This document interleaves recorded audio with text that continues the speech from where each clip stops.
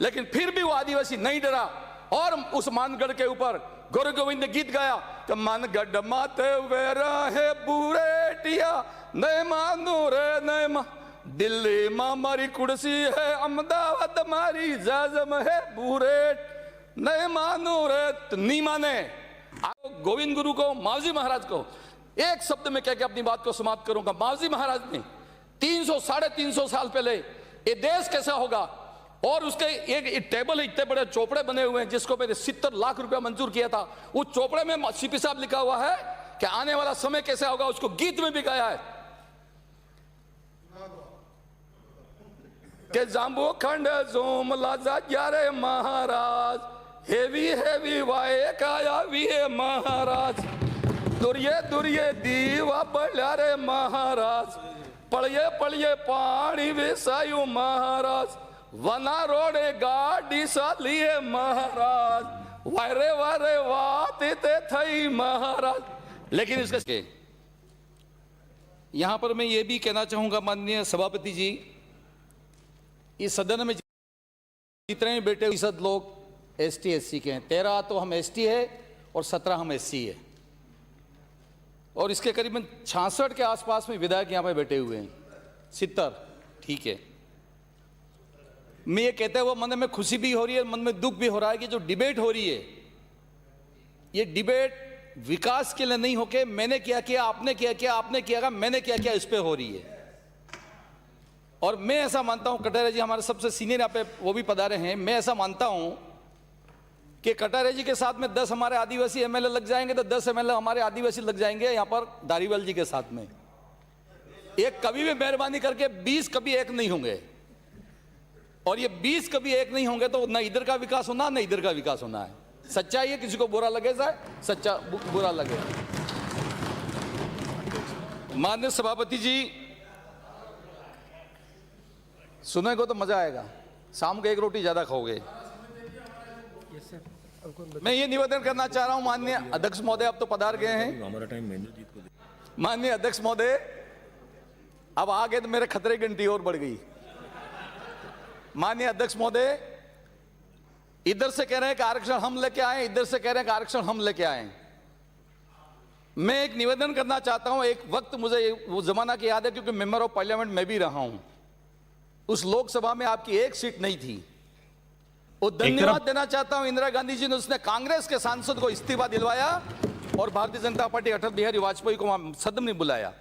क्यों बुलवाया? अटल बिहारी वाजपेयी मात्र भारतीय जनता पार्टी के नेता नहीं थे, वो राष्ट्र की संपत्ति थी।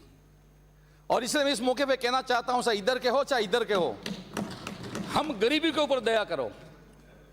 बेहतर क्या कानून बन सकता है, बेहतर क्या योजना ला सकते हैं।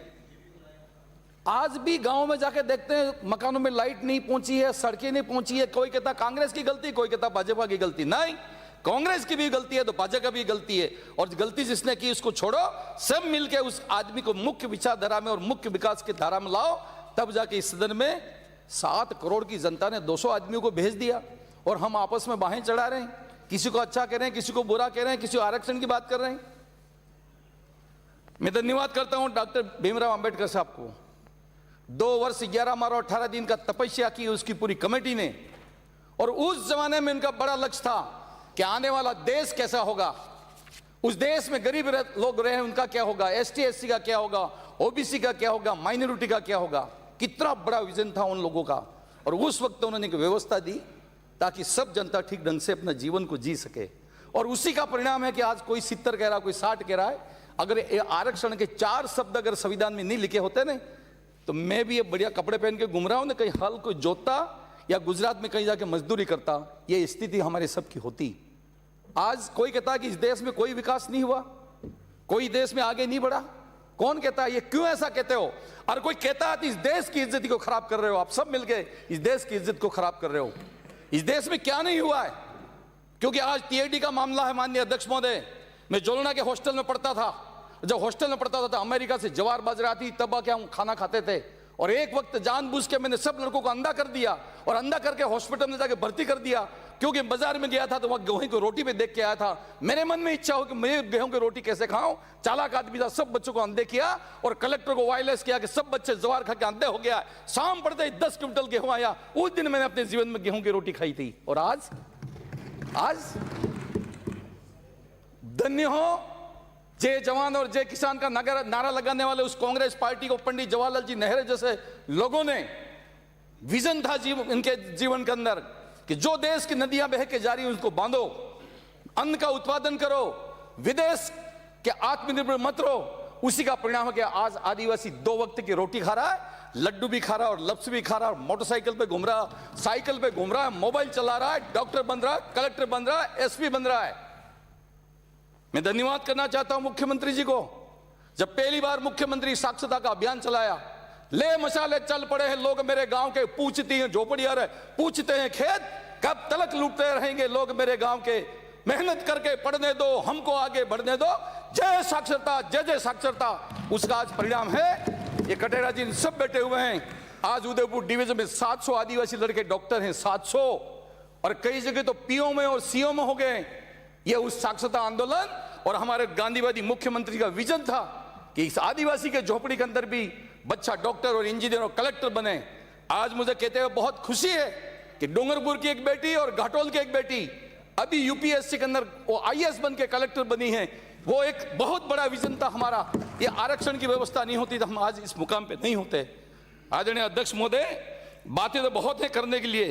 उस दक्षिणी राजस्थान के अंदर, देश की आजादी के अंदर इस आदिवासी समाज ने कोई त्याग, तपस्या और प्राणों को निछावर करने में कोई कमी नहीं रखी है। कहां जलियांवाला बाग की घटना घटी और कहां मानगढ़ के ऊपर 17 नवंबर 1913 में, उस जमाने के अंदर भी अलग जगह की हमने पढ़ाई की, लिखाई की, भक्ति की और देश की आजादी की।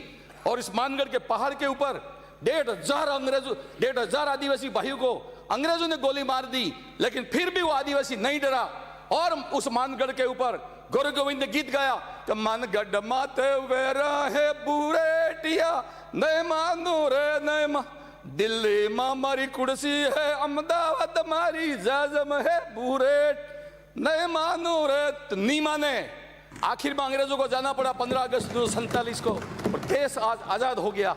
उस आजादी की सांस हम ले रहे हैं और उसी का हम मजा आज ले रहे हैं। देश की आजादी के बाद में सरकार आपकी रही हो, हमारी रही हो, काम बहुत हुआ है। देश का भूगोल बदला है, तकदीर बदला है, तस्वीर बदला है, सब कुछ बदला है।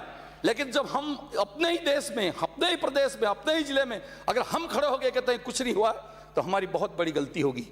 मैं इस मौके पे सिंचाई की मान संख्या के ऊपर माननीय अध्यक्ष महोदय मैंने अपनी बात रखी थी और आप तो अच्छी तरह से इस बात को जानते हैं क्योंकि आप भी हमारे उस ट्राइबल क्षेत्र से आते हो। चाहे वो इधर के साथी हो, चाहे इधर के साथी हो, चाहे सरकार हो, कोई भी हो, क्या वाकई हम एसटी एससी का भला करना चाहते हैं?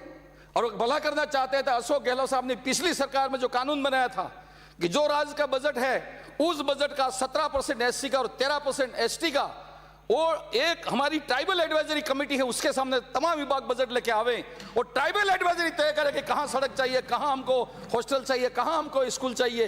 ये वो अगर ट्राइबल एडवाइजरी अगर तय करेगा तो बात ठीक है, अन्य तो विभाग वाले कोई सड़क निकाल के इंटरनेशनल सड़क जा रही है और सड़क में लिख देंगे कि ये तो ट्राइबल है, लोग को उसका फायदा हो गया। कोई बड़ी लाइन निकल के जा रही है लाइट के, उसको लिख देंगे कि इसका फायदा हो गया। इसको हम फायदा नहीं मान सकते हैं।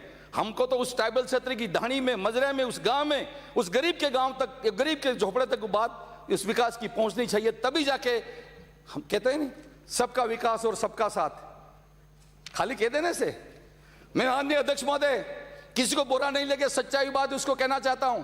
जब मैं उस उदयपुर डिवीजन से वहां बैठा था, कटेरिया साहब बैठे वहां, और इधर से माननीय मैडम ने तत्कालीन वित्त मंत्री और मुख्यमंत्री रहते हुए घोषणा की कि सब आदिवासी मेरा जीत गया और सब आदिवासी जीत गया, मैं 1000 करोड़ की घोषणा करती हूं।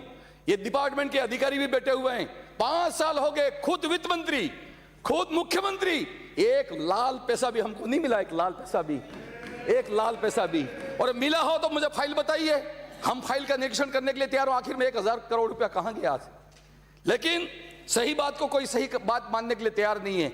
मैं माननीय मुख्यमंत्री जी को धन्यवाद करता हूं। अभी हमारे कुछ साथी कह रहे थे 16 जून 2013 को पहली अधिसूचना जारी होती है और इस अधिसूचना में लिखा जाता है कि 45 आदिवासी को आरक्षण होगा, 5 एससी को होगा और रेस्ट 50 वो ओपन करके सब जाति को होगा। और उसकी वजह से आज वहां पे प्रशासनिक अधिकारी और कर्मचारी अब बड़ी संख्या में निकलने लगे हैं। लेकिन माननीय अध्यक्ष महोदय, बात बहुत कड़ी और कड़वी है। मैं, हमारे कुछ मीणा भाई यहाँ बैठे हुए हैं, सच्चे में अगर हमको आप गला लगाना चाहते हो मीणा भाइयों, तो मैं कोई भी मीणा खड़े होकर बात, या हरीश जी मीणा खड़े होकर कह दे कि जिस तरह से 45 आपको दिया है प्रशासनिक सेवा में, आप डीजीपी तक चले गए हो, एमपी हो, सरकार में मंत्री बन गए हो, खड़े होकर हमको यह बात कह दो कि हम प्रशासनिक सेवा के अंदर भी जनसंख्या के अनुपात में आपको हम आरक्षण देना चाहते हैं, तो हम भी आपको मानेंगे कि आप हमारे भाई हो। लेकिन कहीं न कहीं कोई न कोई गड़बड़ी तो होती ही रहती है, माफ करना ऐसी गड़बड़ी नहीं हो। मैं इस मौके के ऊपर माननीय अध्यक्ष महोदय निवेदन करना चाहता हूं कि उस मानगढ़ को राष्ट्रीय धरोहर का प्रस्ताव भारत सरकार में जाए और उस मानगढ़ को राष्ट्रीय धरोहर, राष्ट्रीय स्मारक घोषित किया जाए। जब मैं सरकार में मंत्री था, मैंने 12 करोड़ रुपया मंजूर किया, बेणेश्वर का 5 करोड़ रुपया मंजूर किया, गोटियामा का 3 करोड़ रुपया मंजूर किया, ऋषभदेव का 5 करोड़ रुपया मंजूर किया। लेकिन उस सरकार के आने के बाद में टोटली पैसा उन्होंने निरस्त कर दिया। मैं पूछना चाहता हूं, एक और तो आप कह रहे हैं हम हिंदूवादी लोग ही, हम ऐसे मंदिरों को हम आगे ले जाना चाहते हैं। जब ले जाना चाहते हो तो बेणेश्वर का पैसा निरस्त क्यों हुआ, ऋषभदेव का पैसा निरस्त क्यों हुआ, मानगढ़ का पैसा निरस्त क्यों हुआ? जब हमारे शासन के अंदर किसान के बरसात गिरती है तब उसके वक्त वक्त को रोटी खाने का फाफे पड़ते हैं, हमने उनके लिए मुफ्त में खाद बीज की व्यवस्था की। आपकी सरकार आते ही किसान का खाद बीज भी आपने बंद कर दिया। आज की तारीख में राजस्थान सरकार भारत सरकार से 15 अरब रुपया खाली नरेगा में हमने आदिवासी ने काम किया उसका भुगतान मांग रही है। एक्ट ये कहता है कि 15 दिन में भुगतान, 15 दिन में काम देना पड़ेगा। लेकिन ना तो 15 दिन की बात तो छोड़ दो, 5 साल हो गए, आज भी हमारा आदिवासी उस मजदूरी के लिए भटक रहा है। हम कौन सी सरकार की बात कर रहे हैं, कौन से आदिवासी की विकास की बात कर रहे हैं, कहां तरक्की और कहां उन्नति की बात कर रहे हैं? इतनी बड़ी विडंबना है। आज विभाग के अधिकारी और मंत्री जी यहां बैठे हुए हैं। आर्टिकल 275 का जो भारत सरकार की मैचिंग ग्रांट है, जहां तक मेरा अनुमान है अभी तक भारत सरकार ने 275 की ग्रांट हमारे स्टेट गवर्नमेंट को नहीं दी है। और जब स्टेट गवर्नमेंट को नहीं देंगे और एक और कह रहे हैं कि हम मदद कर रहे हैं, अगर कोई सरकार माननीय अध्यक्ष महोदय मदद भी कर रही हो तो क्या ये राजस्थान पाकिस्तान का हिस्सा है क्या? मदद करना भारत सरकार का धर्म है, चाहे कोई भी सरकार हो, उस सरकार को अपने अपने राज्य में मदद करने का धर्म है, तो वो हमारा हक बनता है। लेकिन हर बार एक ही बात कहते हैं कि नहीं साहब तो हमने ऐसा कर दिया, हमने इतनी मदद कर दी। ऐसे मदद करने से और कहने से कोई काम नहीं हो सकता है। मैं इस मौके पर ज्यादा कोई बात कहना ठीक नहीं समझता हूं।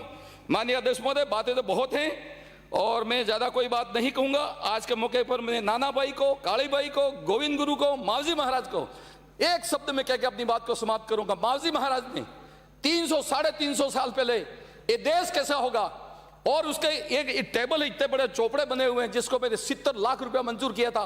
उस चौपड़े में सीपी साहब लिखा हुआ है कि आने वाला समय कैसा होगा, उसको गीत में भी गाया है कि जाम्बू खंड जोमला जा रे महाराज, हेवी हेवी वाए काया वी महाराज, दुर्ये दुर्ये दीवा पड़ा रे महाराज, पड़िए पड़िए पानी विसायु महाराज, वना रोडे गाड़ी सालिए महाराज, वारे वारे वाते थई महाराज। लेकिन इसका 70 लाख रुपया कहां गया? धन्यवाद। मान्य मैं इसलिए मैं ज्यादा कोई बात नहीं कहना चाहूंगा। लास्ट में एक ही बात कहना चाहता हूं, इधर के इधर को सब मिलो और मिलकर इस सरकार के साथ में बात करो। बात करके गरीब आदिवासी का भला कैसे हो सकता है, एससी का भला कैसे हो सकता है, इसके लिए सब मिलकर निर्णय करो, तब जाके हमारे यहाँ पे आना सार्थक होगा। मुझे आपने बोलने का मौका दिया, बहुत बहुत धन्यवाद। जय हिंद, जय भारत। समाराम गरसिया।